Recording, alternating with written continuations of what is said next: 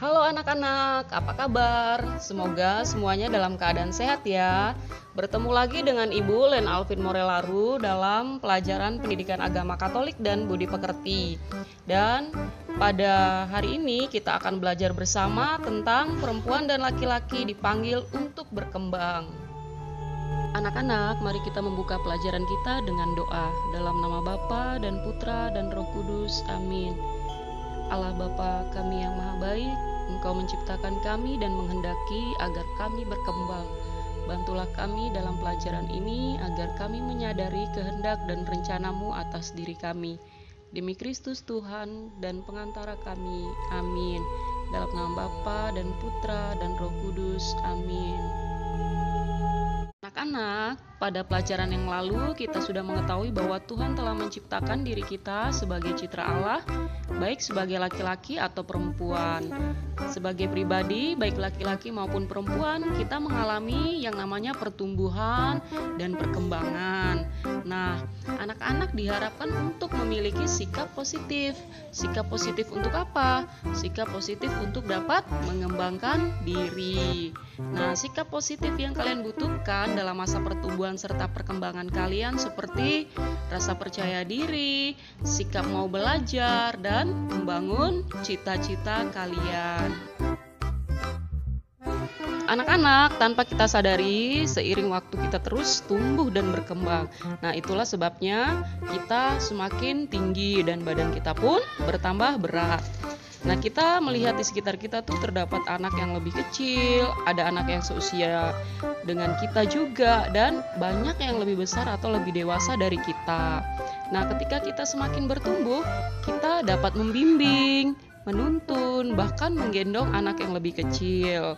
Nah, hal itu dapat kita lakukan karena apa? Karena badan kita lebih besar, tenaga kita pun semakin kuat.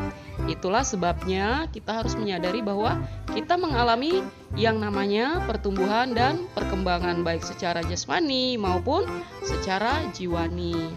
Anak-anak ibu yang terkasih, pertumbuhan dan perkembangan adalah proses peningkatan semua potensi manusia, baik fisik maupun psikis. Nah, pertumbuhan dan perkembangan itu meliputi keseluruhan bagian fisik manusia, tetapi juga kemampuan non-fisik seperti bakat, kecerdasan, keterampilan, perasaan, dan kemampuan budi lainnya. Nah, pertumbuhan dan perkembangan terjadi karena makan, minum, olahraga, dan latihan fisik lainnya. Di samping itu, perkembangan terjadi melalui pengalaman, pembelajaran, pelatihan, dan usaha lainnya. Selain makanan dan minuman juga, pertumbuhan dan perkembangan juga terjadi melalui pendampingan dan bantuan dari orang-orang di sekitar kita, misalnya orang tua, saudara, guru, dan masyarakat. Anak-anak, sekarang mari kita mendalami cerita kitab suci yang berjudul Perumpamaan tentang Talenta, diambil dari Injil Matius bab 25 ayat 14 sampai 30. Ibu bacakan ya ceritanya. Sebab hal kerajaan sorga sama seperti seorang yang mau bepergian ke luar negeri. Dia memanggil hamba-hambanya dan mempercayakan hartanya kepada mereka. Yang seorang diberinya 5 talenta, yang seorang lagi 2, dan yang seorang lagi 1, masing-masing menurut kesanggupannya. Lalu ia berangkat. Segera pergilah hamba yang menerima 5 talenta itu. Ia menjalankan uang itu lalu beroleh laba 5 talenta. Hamba yang menerima 2 talenta itu pun berbuat demikian juga dan berlaba 2 talenta. Tetapi hamba yang menerima 1 talenta itu pergi dan menggali lubang di dalam tanah, lalu menyembunyikan uang tuannya. Lama sesudah itu pulanglah tuan hamba-hamba itu, lalu mengadakan perhitungan dengan mereka. Hamba yang menerima 5 talenta itu datang, dan ia membawa laba 5 talenta. Katanya, "Tuan, 5 talenta Tuan percayakan kepadaku. Lihat, aku telah beroleh laba 5 talenta. Maka kata tuannya itu kepadanya, "Baik sekali perbuatanmu itu, hai hambaku yang baik dan setia. Engkau telah setia dalam perkara kecil, aku akan memberikan kepadamu tanggung jawab dalam perkara yang besar. Masuklah dan turutlah dalam kebahagiaan tuanmu." Lalu datanglah hamba yang menerima 2 talenta itu, katanya, "Tuan, 2 talenta Tuhan percayakan kepadaku. Lihat, aku telah beroleh laba 2 talenta. Maka kata tuannya itu kepadanya, baik sekali perbuatanmu itu, hai hambaku yang baik dan setia. Engkau telah setia memikul tanggung jawab dalam perkara yang kecil. Aku akan memberikan kepadamu tanggung jawab dalam perkara yang besar. Masuklah dan turutlah dalam kebahagiaan tuanmu. Kini datanglah juga hamba yang menerima 1 talenta itu dan berkata, Tuan, aku tahu bahwa Tuan adalah manusia yang kejam, yang menuai di tempat di mana Tuan tidak menabur, dan yang memungut dari tempat di mana Tuan tidak menanam. Karena itu, aku takut dan pergi menyembunyikan talenta Tuan itu di dalam tanah. Ini, terimalah kepunyaan Tuan. Maka jawab tuannya itu, hai kamu hamba yang jahat dan malas. Jadi kamu sudah tahu bahwa aku menuai di tempat di mana aku tidak menabur dan memungut dari tempat di mana aku tidak menanam. Karena itu, sudahlah seharusnya uangku itu kau berikan kepada orang yang menjalankan uang, supaya sekembaliku aku menerimanya serta dengan bunganya. Sebab itu ambillah talenta itu daripadanya dan berikanlah kepada orang yang mempunyai 10 talenta itu. Karena setiap orang yang mempunyai kepadanya akan diberi sehingga ia berkelimpahan. Tetapi siapa yang tidak mempunyai apapun juga yang ada padanya akan diambil daripadanya. Dan campakkanlah hamba yang tidak berguna itu ke dalam kegelapan yang paling gelap. Di sanalah akan terdapat ratap dan kertak gigi. Anak, mari kita mendalami isi atau pesan cerita kitab suci tadi dengan menjawab pertanyaan-pertanyaan berikut. Yang pertama, siapakah yang dimaksudkan dengan Tuan dalam cerita tadi? Ayo, kira-kira siapa ya? Nah, Tuan yang dimaksud dalam cerita tadi adalah Tuhan. Nomor 2, apa yang dibuat oleh hamba yang menerima 5 talenta dan 2 talenta dari tuannya tadi? Masih ingatkah kalian? Nah, hamba yang menerima 5 talenta dan 2 talenta, mereka pergi dan mengerjakan talenta yang dipercayakan kepada mereka. Ketika tuan mereka datang kembali, ia membuat perhitungan dengan hamba-hambanya. Hamba yang pertama dan kedua menghadap dengan membawa talenta yang dipercayakan kepada mereka beserta dengan labanya. Jadi hamba pertama membawa 10 talenta dan hamba kedua membawa 4 talenta. 3, apa yang dimaksud dengan membungakan talenta? Kira-kira apa?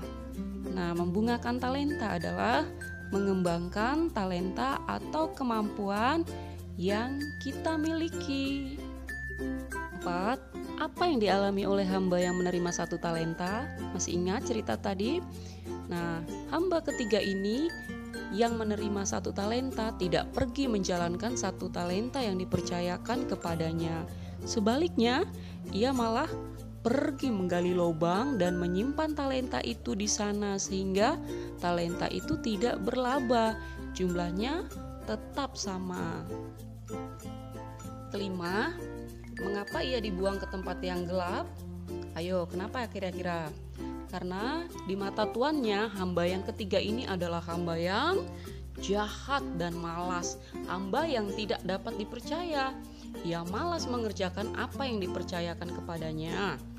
Oleh karena itu, ia tidak akan dipercayakan perkara-perkara yang besar, karena hanya dengan perkara yang kecil saja ia tidak becus. 6, apa yang dapat kita petik dari cerita di atas?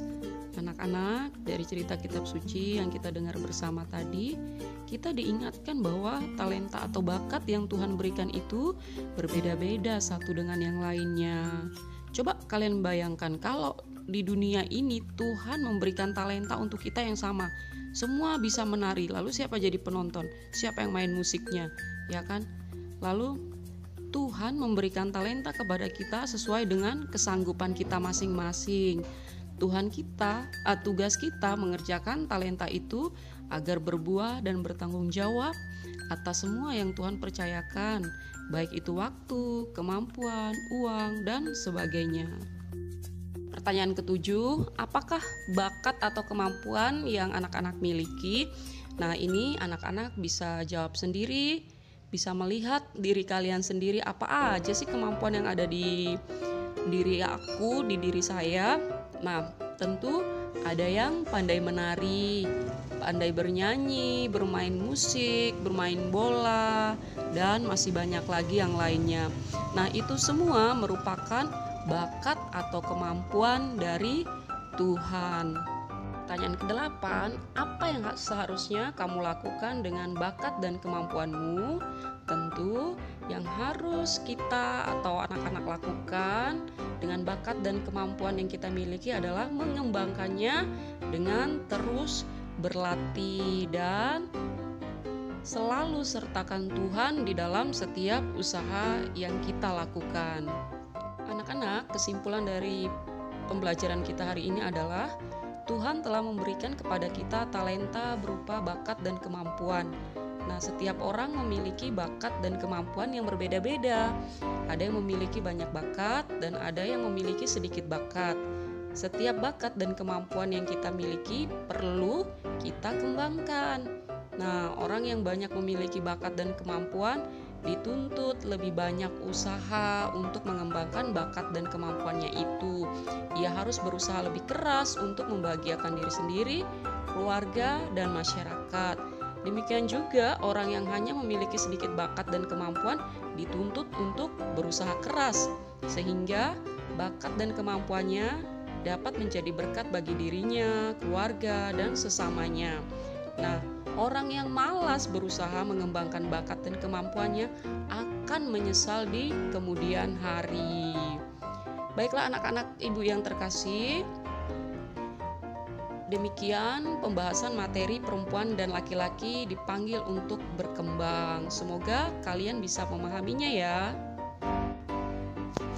Ada tugas untuk anak-anak kerjakan di rumah. Tugas yang pertama, jelaskan arti talenta yang diberikan Tuhan kepada kita. Yang kedua, berikan contoh usaha anak-anak untuk mengembangkan bakat dan kemampuan yang kalian miliki. Dan ketiga, tuliskanlah biografi orang-orang yang menurut anak-anak telah berhasil mengembangkan talentanya. Boleh juga orang-orang yang ada di kotamu.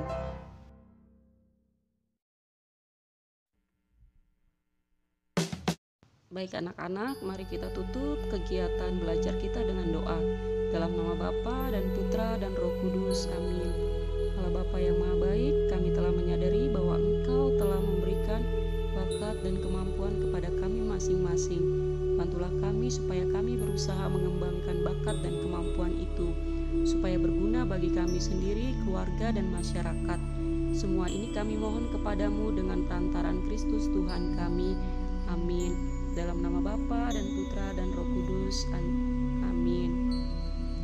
Baik anak-anak, jangan lupa untuk mohon penyertaan Tuhan dalam setiap usaha dan langkah hidup kita.